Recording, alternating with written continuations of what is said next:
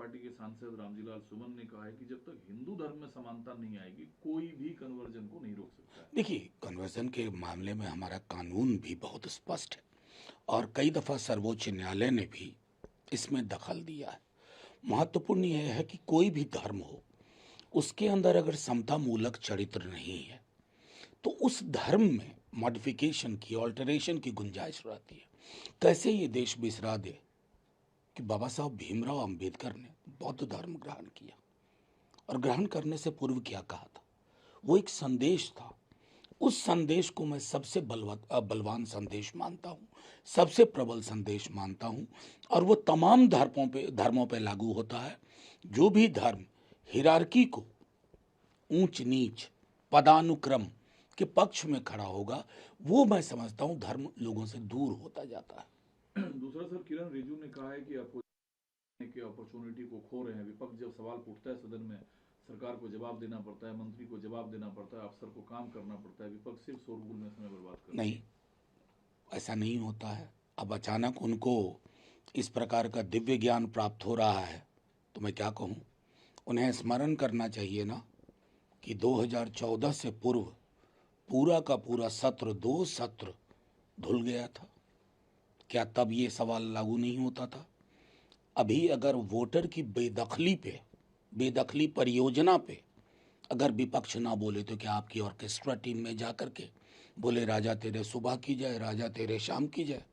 विपक्ष की जवाबदेही सत्ता पक्ष नहीं, संसद और लोग हैं। लोकतंत्र में जहां लोगों को खत्म किया जा रहा है, लोक को, जो कि एसआईआर है, क्या उस पर आपसे सवाल ना करें?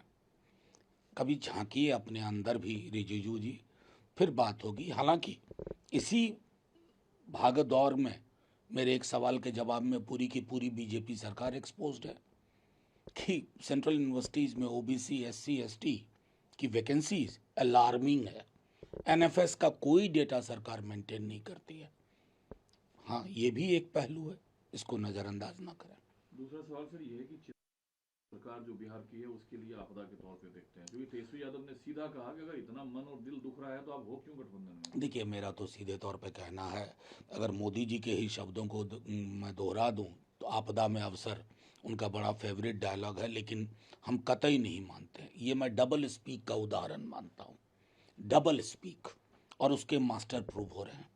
आपका तो बहुत निकटता है आपकी मोदी जी से, अमित शाह जी से।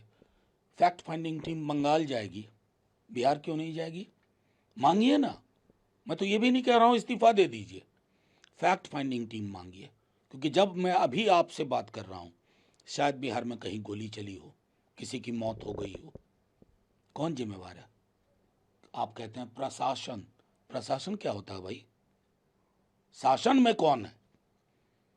प्रशासन कह के ढकने की कोशिश मत करिए, खुल के मांग कीजिए।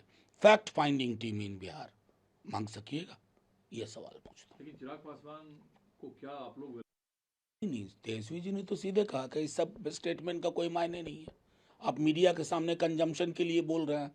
आप मामूली आदमी नहीं है ना, आप केंद्रीय मंत्रिमंडल में हैं, केंद्रीय मंत्रिमंडल में।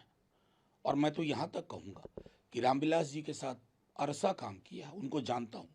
अगर उस धारा का नैसर्गिक चरित्र आपके अंदर हो तो आपको एक फ़ोन उठा के कहना चाहिए फैक्ट फाइंडिंग टीम, उतना मांगिए। फिर देखते हैं कि ये सिर्फ उपभोग के लिए नहीं था, मीडिया के लिए।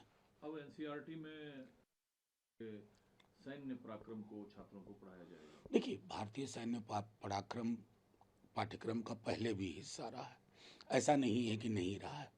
कैसे हमने पढ़ा ब्रिगेडियर उस्मान के बारे में, चाइना वॉर जो हुआ 62 में, उसमें हमारे परम एक पूरा का पूरा था परमवीर चक्र विजेता, हमारे बिहार के टेक्स्ट बुक में था। लेकिन ये हेडलाइन मैनेजमेंट की चीज़ नहीं होनी चाहिए ना। हमारी सेना की दिक्कतें भी हैं भाई, बहुत सारी दिक्कतें हैं। सैन्य अधिकारी बड़े बड़े वो सब जाहिर कर चुके हैं, इसलिए हेडलाइन मैनेजमेंट मत करिए। सुप्रिया सुले ने इंटरेस्टिंग एक सवाल उठाया है। इसमें 14,000 पुरुष को पैसा ट्रांसफर हुआ है जो तकरीबन 21 करोड़ के आसपास है। सीबीआई इंक्वायरी डिमांड की है। अजीत पवार ने कहा अगर ऐसा हुआ है जांच की जाएगी और पैसे वापस लिए जाएंगे। यहाँ तो जहाँ खोलिए उसी अलमीरा में स्केल्टन है। अभी बिहार के 71,000 करोड़ गुम हो गया, आसमान में या ज़मीन खा गई।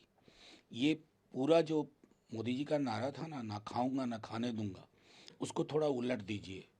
खाऊंगा भी, खाने भी दूंगा और बोलने वाले को जेल भेज दूंगा। सर कुछ बिखराव है क्या आपकी तरफ? स्वास्थ्य इसकी बात करेगा, उसके साथ मैं हूँ, नीतीश कुमार तो सीएम नहीं बनने जा रहे हैं। इसमें कोई गमी को, हर बिहार में जो लोग भी राजनीति में हैं और जो विपरीत धारा की राजनीति कर रहे हैं, उनके मन का ये नैसर्गिक सवाल है। कल अपने अभिषेक मनु सिंघवी को सुना, आपकी चुप्पी सवाल खड़े कर रहे हैं, क्या कोई सेफ रास्ता तो नहीं लिया जा रहा है? देखिए, मैं अभी भी इंतज़ार करूंगा कि क्या निकल करके आता है। स्पेकुलेशन करना मेरे लिए उचित नहीं होगा, लेकिन दोनों ही मामले बहुत संगीन हैं, जस्टिस वर्मा वाला भी और शेखर यादव वाला भी। तो दोनों ही अलग अलग दृष्टिकोण से पूरी न्यायिक प्रणाली पे सवाल उठता है और उन सवालों को कारपेट के नीचे नहीं रखना चाहिए।